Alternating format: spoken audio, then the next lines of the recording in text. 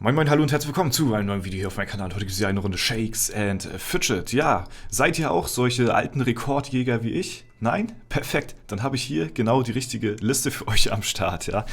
Denn auf dem Shakes and Fidget Discord-Server, ja, wer es noch nicht wissen sollte oder noch irgendwie hinterm Berg lebt oder so, hier könnt ihr auf dem offiziellen Discord, offiziell nicht, den inoffiziellen Community-Discord von Shakes and Fidget joinen. Und da ist vor 2 Tagen oder so eine Rekordliste aufgetaucht. Heißt, alle Rekorde, die bisher so festgehalten worden sind in Shakes and Fidget, die aufgestellt worden sind und ja, da jemand ein Auge drauf geworfen hat, wurden hier zusammengefasst. Und das finde ich ziemlich interessant.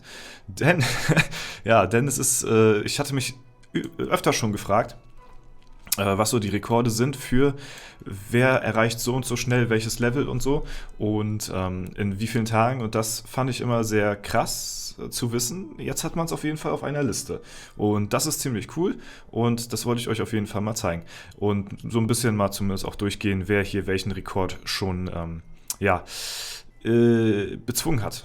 Sozusagen. Ne? Mich hätte noch brennend interessiert, wie viele Pilze da auch bei drauf gegangen wären, aber das kann man immer schlecht sagen und möchten wahrscheinlich auch einige nicht. Wir fangen mal an, zum Beispiel hier der Level 300 mit welcher Klasse ist egal, in wie vielen Tagen oder wer es am schnellsten erreicht hat, das ist hier der Razor Shark gewesen, in 22 Tagen. Also der Rekord für Level 300 mit jeder Klasse liegt bei 22 Tagen. Guten Morgen. Das ist ziemlich heftig, muss ich sagen. Und weiß ich nicht. Also das ist schon ziemlich krass, dass man so schnell jetzt hier unter einem Monat Level 300 erreicht. Dann haben wir hier den Krieger. Mit 27 Tagen ist natürlich ein bisschen schwieriger, weil er nicht so schnell durch die Dungeons kommt. Dann haben wir hier den Kundschafter mit 27 Tagen, gleich wie mit dem Krieger. Ja, Seraphim und Housebirth haben hier die Plätze belegt hier.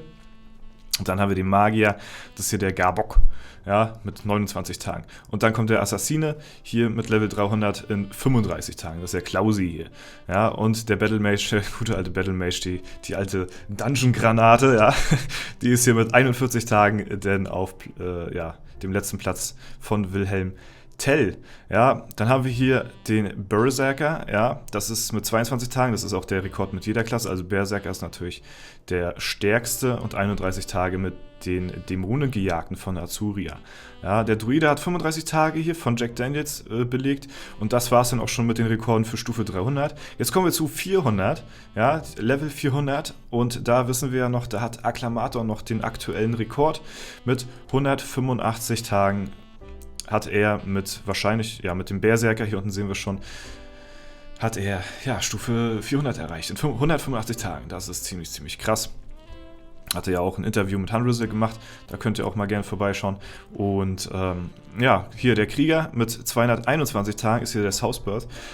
Das ist schon ein ziemlich heftiger Unterschied, muss ich sagen. Also von den Tagen her ist schon sehr krass, aber Stufe 400 ist natürlich auch eine ganz schöne Hausnummer. Ne? So, dann haben wir hier den Scout hier mit 212 Tagen, ja, vom Nigo. Und dann den Mage mit 220 Tagen vom Shakes. Ja. Assassine wurde wahrscheinlich noch nicht so festgehalten.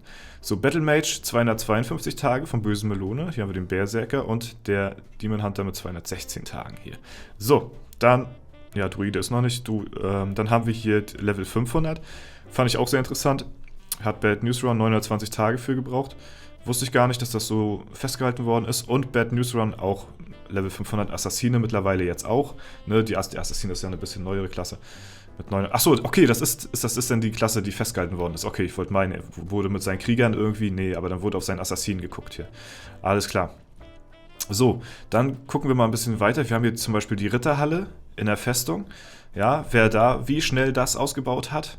In 11 Tagen. Ziemlich krass mit Sissy, ne? Muss natürlich auch mal ein guter Trading-Partner dann noch dabei sein. So, dann haben wir hier Festungsstufe 20 in 64 Tagen. Ja, hier haben sie gleich dann 2 aufgelistet, die sich dann gegenseitig immer geboostet haben, denn das ist in dem Fall Klaus und Seraphim. Ja, hier haben wir die Mine Stufe 100 von Strider, ja, Tage nicht bekannt, aber er hat halt als erster Stufe 100 erreicht. Von der Mine hat sie auch geskippt. Unterwelt Herz Stufe 15 in 37 Tagen von Seraphim hier.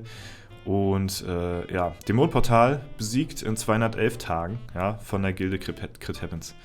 So, also das ist dann eher so eine Gildenaufgabe. Dann haben wir noch so Rekorde wie Jack the Hammer, das ist hier Jan der Hämmerer, ne?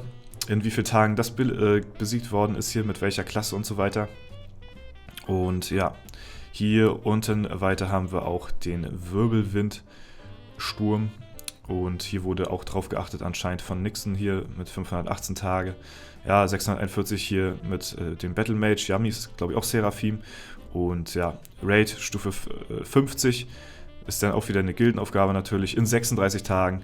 Crit Happens, ja, jetzt auf S41. Das ist heftig. Ja, in 36 Tagen komplett 50 Raids zu legen, ist schon krass. Ne?